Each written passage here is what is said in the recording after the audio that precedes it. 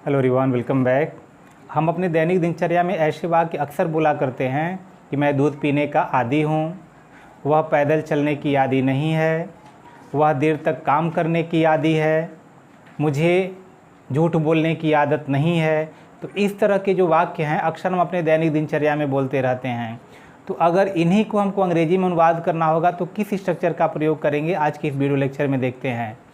तो एक एक करके पहले सेंटेंस देखते हैं। दिया है कि मैं दूध पीने का आदी हूँ, यानी मुझे दूध पीने की आदत है। वह देर तक काम करने की आदी है, यानी उसे देर तक काम करने की आदत है। मुझे पैदल चलने की आदत नहीं है। मैं जल्दी उठने का आदी हूँ, वह चाय पीने का आदी नहीं है। और तुम्हें छोटे कमरे में रहने की आदत है।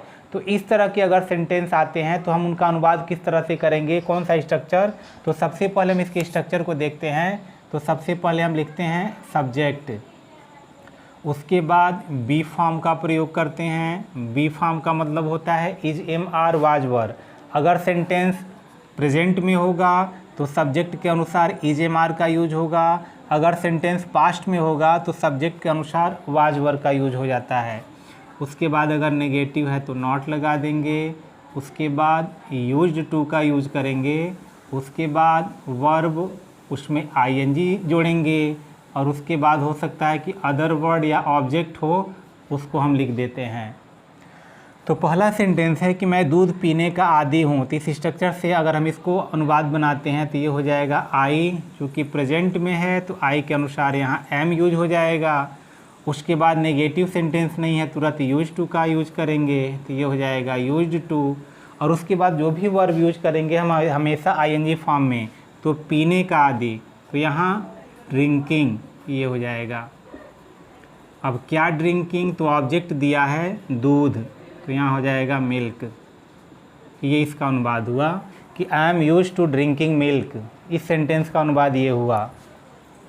अगला सेंटेंस है कि वह देर तक काम करने की आदी है।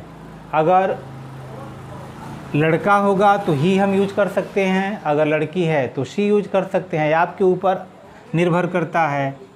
शी, अब यहाँ कर देते हैं इज। अब यहाँ हो जाएगा यूज्ड टू, और यूज टू के बाद तुरंत जो वर्ब है वो आईएनजी फॉर्म में हो जाएगा। तो यहाँ हो जाएगा वर्क और उसी में आईएनजी। अब उसके बाद दिया है देर तक, तो यहाँ हो जाएगा टिल और ये हो जाएगा लेट, यानी वह देर तक काम करने की आदी है। तो she is use to working till late.